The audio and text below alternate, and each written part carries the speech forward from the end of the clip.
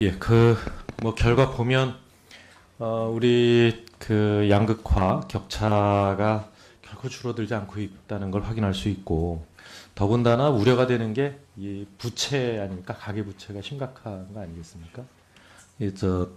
소득이 증가하는 속도에 비해서 부채가 증가하는 속도가 훨씬 높았어요. 그러니까 가구당 평균 소득 증가율이 2.4%였는데 평균 부채 증가율이 6.4%였습니다. 4%나 더 높습니다. 이 얘기는 뭐 그만큼 가계가 더 어려워질 것이다 이런 거고, 또 내년 가계 부채를 지금 뭐 1,300조에서 한 이제 내년 가면 1,500조까지 올라갈 거다 이렇게 예측을 하고 있지 않습니까? 내년 가면 이 원리금 상환 부담이 더 올라갈 거고, 결국은 이 그 가계 어려움이 그만큼 또 이 가계 소비를 줄이고 내수에 부담이 되고, 그래서 벌써 이제 올 이 3, 4분기, 4, 4분기 들어서면서 각종 연구 기관에서 내년도 성장률을 계속 낮추고 있지 않습니까? 2.5% 안팎, 심지어 뭐 2.2%까지 예상하는 기관도 있고, 또 이 뭐 일부 전문가들은 내년에 2%를 지킬 수 있겠느냐, 뭐 이런 이야기까지 나옵니다. 그러다 보니까 내년 본 예산을 집행하기도 전에 내년 상반기, 심지어는 1, 4분기에 추경을 해야 되는 거 아니냐는 이런 이야기까지 나오고 있는데, 뭐 부총리께서도 그 지금의 상황이 심각한 상황이라는 걸 알고 계시죠? 예, 상당히 굉장히 좀 걱정을 해야 되는 상황입니다. 이 지금 지난번 공식 발언으로는 1, 4분기 예산 지출을 앞당겨서 해보고 그 결과에 따라서 추경을 검토해보겠다 이렇게 말씀하셨는데, 최근에 나오는 1, 4분기 추경에 대해서는 어떻게 생각하고 계십니까? 이제 지금 이미 이제 그 배정 계획은 굉장히 그 상반기에 앞당겨지고 이게 되어 있습니다. 그래서 이제 그대로 정말 그것이 효과 있도록 하겠다는 말씀이 지난번에 드린 말씀이고요. 네, 그리고 1, 4분기의 지표를 보고 저희가 네, 추경을 그러니까 아직까지는 결정하겠다. 1, 4분기 추경은 검토하고 있지 않다 이런 말씀이시죠? 예, 지금 그러니까 1월, 2월에 추경을 편성하기에는 우선 과연 추경 요건을 맞추느냐 하는 문제도 있을 수가 있고요. 아직은 그렇지 않습니다. 그래서 저는 이게 예산으로 또 추경 편성을 한다고 그 추경이 바로 편성될 수 있는가, 또 그 효과 있는 추경이 될 수 있는가 노력을 해봐야 되겠습니다만, 이런 문제도 있고 해서, 그러니까 예산이 수반되지 않더라도 정책의 변화를 통해서 가계의 숨통을 터줄 수 있는 방안들을 모색해보자. 물론 여러 가지 의견이 있을 수 있겠습니다만, 그 중에 하나가 그 임대차 보호법의 개정이란 말이에요. 상가나 주택 임대료 그 계약갱신 청구권을 준다든가, 그래서 현재의 조건으로 계속 계약을 할 수 있게 한 텀을 더 연장시켜 준다든가, 또 전월세 상한제 같은 거를 통해서 그 임대료가 상승하는 것을 억제를 해준다든가, 뭐 이런 방안도 유효한 방안이 될 수 있다 이렇게 여러 차례 이야기를 해왔는데, 부총리께서는 어떻게 생각하십니까? 예, 그 상권에 대한 것은 지금도 이제 의원님 잘 아시다시피 지금도 이제 계약갱신 청구권이 있는 것이고, 그래서 그 부분 지금 5년으로 돼 있는 걸 더 늘려주자. 5년, 예, 근데 이제 그것을 늘리는 것이냐 아니면 그와 같은 소위 아까도 잠깐 다른 의원님 질의에 답변했습니다. 젠트리피케이션 문제를 해결하기 위한 다른 여러 가지 그렇게 실질적인 부담을 늘리지 못하도록 하는 것이 필요하냐면 저희는 그 후자의 것을 해야 된다고 생각을 하고요. 전월세 상한제, 이제 가계 주택에서 전월세 상한제와 이제 계약갱신 청구권이 같이 가지 않으면 효과가 없는 것은 의원님도 잘 아실 것이고, 그래서 같이 도입을 한다고 그랬을 때는 잘못하면 지금 사실 전월세 자체는 조금 안정이 되어 있는 상태입니다. 그런데 그 상황에서 이것을 도입을 하면 소위 앞당겨서 해버리는 과거의 예와 같은 그런 경우가 있을 것을 저희가 걱정을 합니다. 그래서 지금은 조금 지켜봐야 될 때가 아닌가 이렇게 생각을 합니다. 그 부총리께서도 저 지난 19대 국회에서 서민주거복지특위 할 때 네, 예. 이 국토부 장관을 하셨으니까 그때 제가 여러 차례 또 지적을 해드린 바가 있는데 이게 그 계약 기간을 1년에서 2년으로 늘리는 거 하고 지금 2년 아니 과거에 네, 과거에 그 1년에서 2년으로 늘린 그 법 개정하고 계약 갱신은 이 계약 기간은 그대로 두고 한 번 더 연장할 수 있게 해주는 건데 그렇게 되면 현재의 계약 조건으로 연장을 하는 것이기 때문에 그리고 그 계약자와 연장을 하는 것이기 때문에 신규 계약을 하면서 기존의 계약보다 훨씬 그 앞으로 뭐 2년간 계약할 걸 4년간 계약한다고 미리 미루어서 4년간 인상할 거를 미리 땡겨서 반영하는 이런 일은 발생하지 않는다.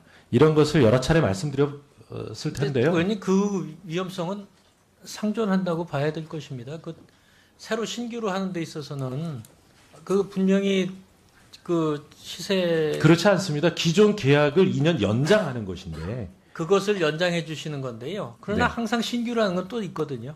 신규는 있을 수 있지만 그런 면에서 보면 지금 말씀하신 현재 그 전세 시장 임대 시장이 굉장히 안정돼 있지 않습니까? 0.1%대로 안정돼 있는 이런 상황이 오히려 역으로 그런 제도를 도입할 수 있는 혹일 수 있다라고 하는 점을 다시 한번 검토를 해보시기 바랍니다. 예, 그 안정화를 찾고 있는데 거기다가 밀 땡겨서 올리는 것을 하면은 자칫하면 그것은 또 그대로 불안의 요인이 될 수도 있. 아무리 땡겨서 올리려고 한다고 하더라도 공급 물량이 충분하고 그다음에 수요가 그것에 미치지 못하면 가격이 올라갈 수가 없습니다. 그런 계약은 성립이 안 되니까. 아니 그 공급 물량이라는 것이 뭐 주택 역시 임대차 시장에서 공급 물량이라는 것은 고정 불변의 것이 아니지 않습니까? 그런 측면이 있다는 말씀을 드립니다. 잘 아시는 것처럼 특히 과거의 임대 시장과 지금 달라진 것이 월세 비중이 굉장히 높아졌어요. 한 45% 안팎까지 올라갔지 않습니까? 예. 그리고 그 월세 비중 45% 중에 이 일부는 뭐냐면 반전세입니다. 그러니까 전세가 올라가면 반전세로 빠지던 것이 전세가 좀 안정이 되면 다시 전세로 돌아옵니다. 이렇게 그 월세 시장과 전세 시장 사이에 이 버퍼링 존이 생겼기 때문에 과거에 생각하던 것만큼 이 정책이 시장 가격에 미치는 영향이 크지 않다라고 하는 점도 잘 염두에 두셔야 됩니다. 예, 뭐 의원님 그 잘 아시니까 그렇습니다만 그 수요 측면만 보면 그런데 반대로 공급 측면을 보면 그렇지 않아도 실질적인 경제 부담에 불리하다고는 월세로의 전환을 촉진시킬 수가 있는 문제가 또 하나 있다는 것을 그것도 말씀을 드립니다. 네, 윤호중 의원님 수고하셨습니다. 다음은 김종인 의원님 질의하시겠습니다. 부총리께 한 가지 물어보겠습니다. 아마 우리 부총리께서도 1979년 11.6 사태 이후에 한국 경제 상황을 갖다가 대략 기억을 하시리라고 생각합니다. 예. 11.6 예. 사태를 맞이하고 말이 좀 혼란한 몇 달의 기간이 지난 다음에 우리가 그 80년도에 참 60년대 이후에 처음으로 마이너스 성장을 갖다 기록한 적이 있어요. 예. 이제 그러한 그 추억 때문에 최근에 이제 이 탄핵이 이루어진 이후 대통령이 이제 부재하는 그러한 이 과정에서 과연 정부가 실질적으로 경제 운영을 갖다가 제대로 해서 내년도 경제에 제대로 대비를 할 수 있겠느냐 하는 이 문제에 대해서 우려하는 사람들이 많습니다. 물론 냉정하게 판단해 볼 것 같으면 국제 경제 여건이나 또 우리나라의 지금 이 경제 상황이 그 79년과는 상명한 면을 보이고 있기 때문에 그렇게 우리가 79년 11.6 사태 이후에 겪었던 그러한 그 급격한 경제 변동이라는 것은 없을 거라고 이렇게 생각을 하면서도 우려가 되는 게 뭐냐면은 지금 4, 4분기 경제 성장률이 전기에 대비해서 굉장히 좋지 않은 걸로다가 나타날 수밖에 없고 이것이 내년 이 1, 3분기까지 영향을 미치지 않겠느냐 하는 그런 생각할 수밖에 없어요. 예. 근데 우리 지금 부총리께서 상당히 그 참 어려운 환경에 처해서 경제 정책을 운영해 나가고 생각하는데 사실 다음 정부가 탄생할 시기가 금년 여름이 될지 뭐 예측할 수 없는 그런 상황이 있어요.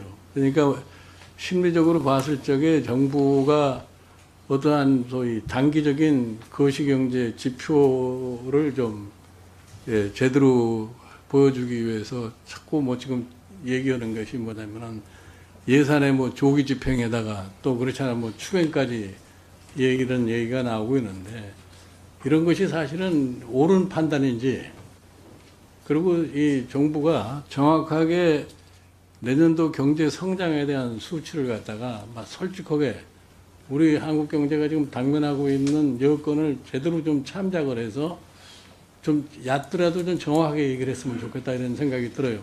자꾸 희망적으로 되지도 않은 수치를 자꾸 내걸고 그 다음에 또 내리고 이러는 것보다는 뭐 최근에 와서는 우리 부총리께서도 이 성장률 예측에 대해서 상당히 그 신중하신 것 같은데 실질적으로 지금의 모든 정치, 사회, 경제 여건을 갖다 감안했을 적에 내년도 성장률이 과연 어느 정도가 되는 것이 우리나라 경제 현실에서 합당한 건지 그에 대해서 좀 얘기를 좀 해봐요.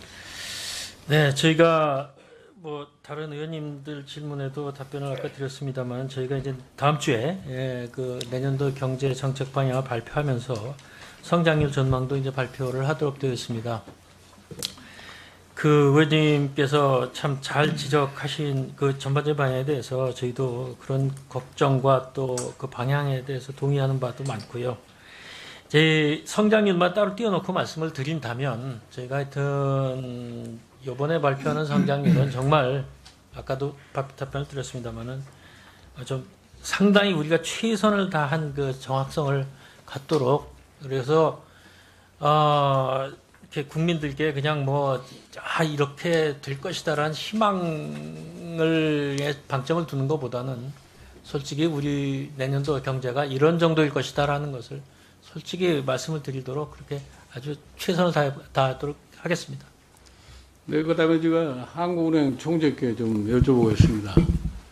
지금 미 연방준비은행이 금리 인상을 이제 하고 앞으로 내년도에 뭐 3차례에 걸쳐서 금리 인상이 이루어질 거라고 이제 예고를 했는데 네. 지금 내년도에 우리나라의 지금 금리는 과연 그러면 어느 정도 수준까지 가야지 미국 금리 인상에 한국 금융시장에 그렇게 미치는 영향을 갖다가 최소화할 수 있겠느냐 하는 이런 좀 질문 하나 하고 네.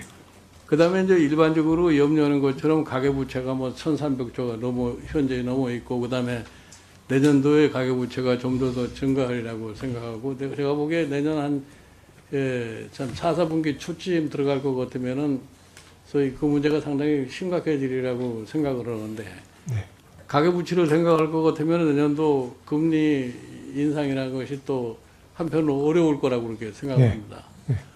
그러면 금융시장은 어느 정도 안정을 유지를 하고 또 이렇게 가계부채와 관련돼 있는 일반 소위 서민 가게들의 금리 부담을 갖다가 생각을 갖다가 안 할 수가 없게 됐는데 지금 이 사는 총재께서 그러면 내년도 금리 구조를 어떻게 이끌고 갈 것인지에 대해서 좀 한번 답변하고. 네, 위원님 잘 아시겠지만은 저희들이 그 소위 그 적정금리 우리 경제 상황에 맞는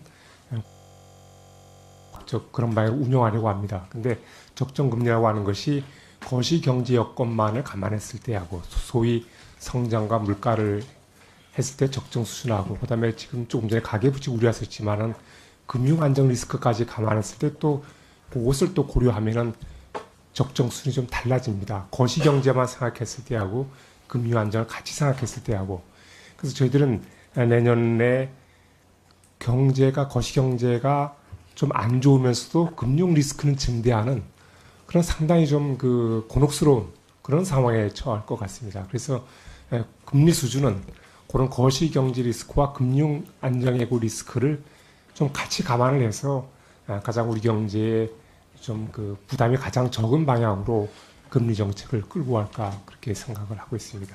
이게 지금까지 금리 인하 정책을 볼 것 같으면은 이 단기적인 이 거시경제의 지표에 입각해가지고 금리 인하가 이루어졌다고 생각을 하는데 네. 실질적으로 금리 인하라는 것이 실물 경제에 있어서의 투자에는 별로 영향을 네. 못 미치고 네. 그저 주택 경제 활성화, 건설업에서 그 경제 활성화에 거기에만 영향을 미치고 예. 지금 말씀하신 대로 금융의 안정과 실물 경제의 변화에 괴리 현상을 갖다가 피할 수 없게 되어 있는데 네. 이걸 어떻게 좀 조화를 맞추시려고 그러세요?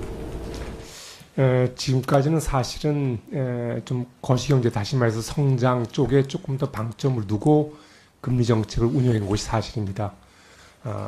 근데 지금은 이제 그 사이에 금융 불균형이 좀 쌓이면서 금융 리스크가 커졌기 때문에 지금은 사실상 경기 회복도 물론 저희들은 또 지원을 하면서도 금융 안정에 좀 더 유의해야 하는 상황이 되지 않았는가 이렇게 생각을 합니다. 그래서 저희들은 내년도에 물론 경제 상황에 따라서 저희들이 금리 정책이 좀 가변적일 수 있겠습니다만은 적어도 어떤 성장의 어떤 경제 급냉을 방지하면서 어떤 금융 안정을 우선하는 것이 조금 더 좀 아마 방점이 더 거기에 둬야 되지 않을까.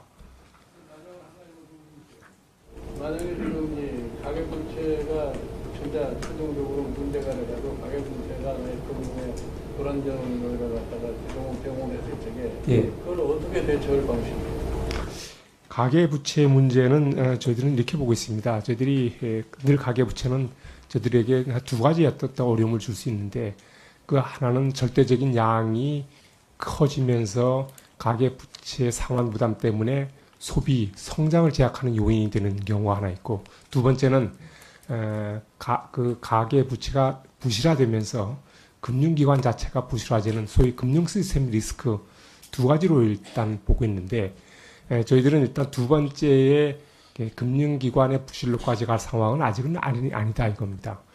그래서 결국은 저희들이 가계부채의 중점은 거시경제에 계속 부담이 되지 않도록 하기 위해서 앞으로의 가계부채를 소득 수준 이하로 가계부채 증가를 억제하는 그런 장기적인 정책을 피고 단기적으로는 취약 가구의 어떤 그 상환 부담 증대에 따른 소위 디폴트 그에 대한 대책은 있어야 되겠다. 그래서 그것은 1차적으로 재정에서 그런 사회 그 안정망 차원에서 취약 가구에 대한 대책이 마련되어야 될 것으로 보고 한국은행 입장에서는 그것이 자칫 금융 안정까지 이어진다면 한국은행도 그런 데 대한 어떤 그 좀 역할 같은 것도 좀 생각해 둬야겠다. 그래서 그걸 저희들이 일종의 컨틴전시 플랜 차원에서 취약 가구가 상환 부담이 증대되면서 거기서 위험이 터졌을 때의 상황은 저희들이 좀 비상계획 차원에서 저희들이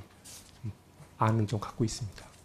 네, 김종인 위원님 수고하셨습니다. 다음은 이현재 위원님 질의하시겠습니다.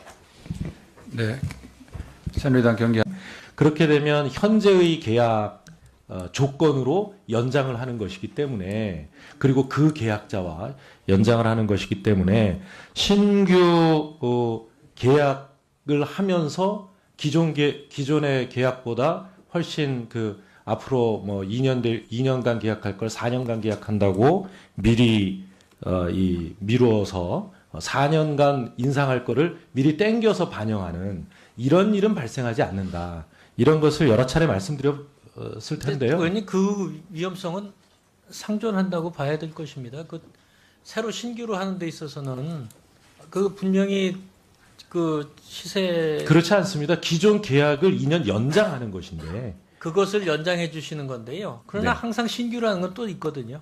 신규는 있을 수 있지만 그런 면에서 보면 지금 말씀하신 현재 그 전세 시장 임대 시장이 굉장히 안정돼 있지 않습니까? 0.1%대로 안정돼 있는 이런 상황이 오히려 역으로 그런 제도를 도입할 수 있는 호기일 수 있다라고 하는 점을 다시 한번 검토를 해보시기 바랍니다. 예, 그 안정화를 찾고 있는데 거기다가 밀 땡겨서 올리는 것을 하면은 자칫하면 그것은 또 그대로 불안의 요인이 될 수도 있죠. 하지만요, 통계청하고 한국은행 발표한 어제 그 가계 금융복지종합조사 결과 다 나왔죠. 예. 예, 그 뭐 결과 보면 우리 그 양극화 격차가 결코 줄어들지 않고 있다는 걸 확인할 수 있고, 더군다나 우려가 되는 게 이 부채 아닙니까? 가계 부채가 심각한 거 아니겠습니까? 소득이 증가하는 속도에 비해서 부채가 증가하는 속도가 훨씬 높았어요. 그러니까 가구당 평균 소득 증가율이 2.4%였는데 평균 부채 증가율이 6.4%였습니다. 4%나 더 높습니다. 이 얘기는 뭐 그만큼 가계가 더 어려워질 것이다 이런 거고, 또 내년 가계 부채를 지금 뭐 1,300조에서 한 이제 내년 가면 1,500조까지 올라갈 거다 이렇게 예측을 하고 있지 않습니까? 내년 가면 이 원리금 상환 부담이 더 올라갈 거고, 결국은 이 그 가계 어려움이 그만큼 또 이 가계의 소비를 줄이고 내수의 부담이 되고, 그래서 벌써 이제 올 이 3, 4분기, 4, 4분기 들어서면서 각종 연구 기관에서 내년도 성장률을 그래서 그 부분 지금 5년으로 돼 있는 걸 더 늘려주자. 5년. 예. 근데 이제 그것을 늘리는 것이냐 아니면 그와 같은 소위 뭐 아까도 잠깐 다른 의원님 질의에 답변했습니다. 젠트리피케이션 문제를 해결하기 위한 다른 여러 가지 그렇게 실질적인 부담을 늘리지 못하도록 하는 것이 필요하냐면 저희는 그 후자의 것을 해야 된다고 생각을 하고요.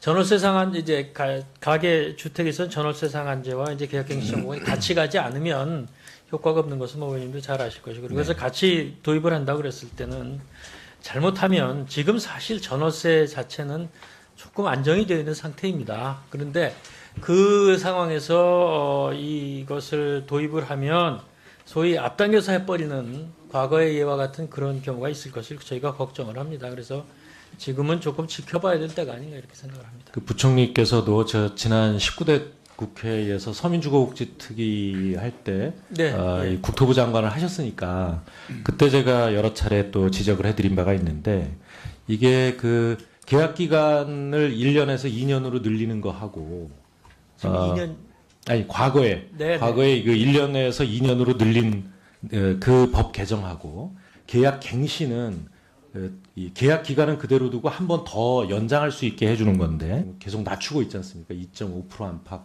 심지어 뭐 2.2%까지 예상하는 기관도 있고, 또 이 뭐 일부 전문가들은 내년에 2%를 지킬 수 있겠느냐 뭐 이런 이야기까지 나옵니다. 그러다 보니까 내년 본 예산을 집행하기도 전에 내년 상반기, 심지어는 1, 4분기에 추경을 해야 되는 거 아니냐는 이런 이야기까지 나오고 있는데, 뭐 부총리께서도 그 지금의 상황이 심각한 상황이라는 걸 알고 계시죠? 예, 뭐 상당히 굉장히 좀 걱정을 해야 되는 상황입니다.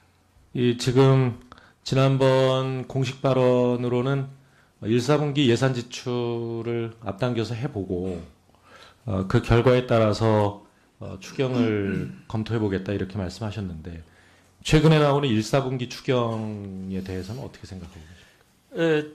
이제 지금 이미 이제 그 배정 계획은 굉장히 그 상반기에 앞당겨지고 이게 되어 있습니다. 그래서 이제 그대로 정말 그것이 효과 있도록 하겠다는 말씀이 지난번에 드린 말씀이고요. 네, 그리고 1, 4분기의 지표를 보고 저희가 네, 추경을 그러니까 아직까지는 결정시켰다. 1, 4분기 추경은 검토하고 있지 않다 이런 말씀이죠. 예, 지금 뭐 우리가 뭐 1월, 2월에 추경을 편성하기에는 우선 과연 추경 요건을 맞추느냐 하는 문제도 있을 수가 있고요. 아직은 그렇지 않습니다. 그래서 저는 이게 예산으로 또 추경 편성을 한다고 그 추경이 바로 편성될 수 있는가, 또 그 효과 있는 추경이 될 수 있는가 노력을 해봐야 되겠습니다만, 이런 문제도 있고 해서, 그러니까 예산이 수반되지 않더라도 정책의 변화를 통해서 가계의 숨통을 터줄 수 있는 방안들을 모색해보자. 물론 여러 가지 의견이 있을 수 있겠습니다만 그 중에 하나가 그 임대차 보호법의 개정이란 말이에요. 상가나 주택 임대료 그 계약갱신 청구권을 준다든가. 그래서 현재의 조건으로 계속 계약을 할 수 있게 이 한 텀을 더 연장시켜 준다든가. 또 전월세 상한제 같은 거를 통해서 이 그 임대료가 상승하는 것을